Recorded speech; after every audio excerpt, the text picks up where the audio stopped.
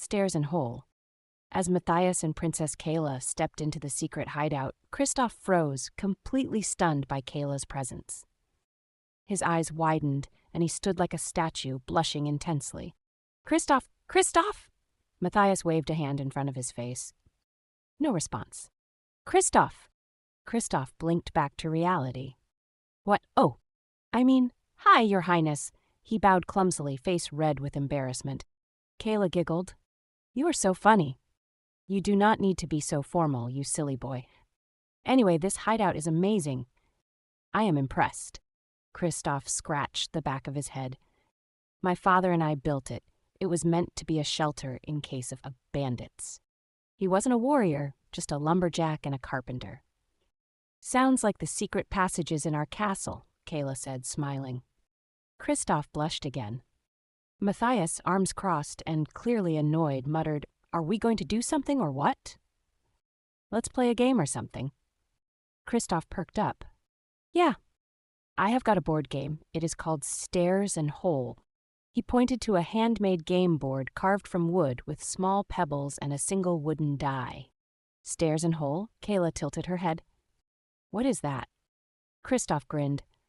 "One time I was gathering firewood and fell into a hole. I slid all the way down into the river. Had to climb back up to get the wood again. So I made a game out of it." He showed them how it worked. You roll the die, move your piece. If you land on a stair, you climb ahead. If you land on a hole, you fall back. Just like real life. Kayla clapped. "That is clever. Let's play." The three of them began to play, laughing and competing. Even Mathias, despite his complaints, was having fun. Here is the text to convert. Meanwhile, in the war room, a messenger entered with news. The inventor sent word. The flying machine failed again, but he says it just needs a few more adjustments. He estimates it will be ready in 3 to 5 days. Lord Jovan slammed a fist on the table. 3 to 5 days. That is far too long. We expected launch preparations immediately. Time is running out. We will be overrun. Lady Marlene placed a calming hand on his arm. "Dear, please, he is doing all he can. Rushing could be deadly. If this invention is our only hope, let us give him the time to make it safe.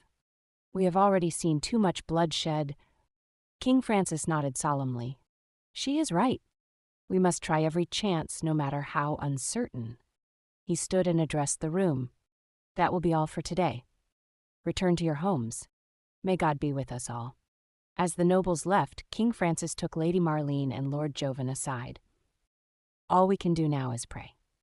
God is our only hope." Marlene nodded softly. "He always has been." Here is the text to convert. Back in the hideout, the game continued. Kristoff was winning. Mathias, frustrated, pouted. "This isn't fair, Dash. I keep falling into holes!" Kristoff smiled. "It is just a game. Win or lose, what matters is enjoying the moment." "Yeah, whatever," Mathias muttered. Princess Kayla glanced toward the exit. "We should leave soon before someone finds this place." Kristoff nodded. "There is another way out. It leads straight to the training yard. No one will notice." "Thank you, Kristoff," Kayla said brightly. "That was so much fun. Let's do it again." As Mathias and Kayla slipped out the back tunnel, Kristoff sighed and blushed again. He returned to the stables, acting casual, just in time to run into Carly. "Kristoff, have you seen the young lord and the princess?" she asked. He shrugged. "Last I saw, they might have gone to the training yard." Here is the text to convert. At the training yard, Mathias and Kayla were giggling, trying to act natural. A royal servant approached and bowed to the princess. "Your Highness, the king requests your return." "The carriage is ready." Kayla waved goodbye to Mathias and Lady Marlene. They waved back warmly as the carriage pulled away. Lord Jovan watched it leave with a silent, grumpy scowl. Lady Marlene turned to her son. "You look happy. Did you and the princess enjoy your time together?" Mathias beamed. "Yes. We rode ponies, played sword games, and we played Stairs and Hole." Marlene blinked. "Stairs and Hole?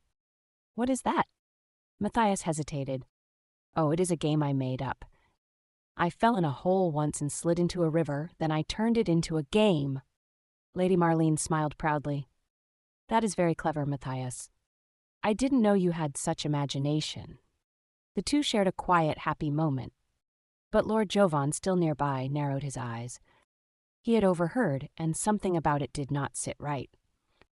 He said nothing, but his suspicious stare lingered.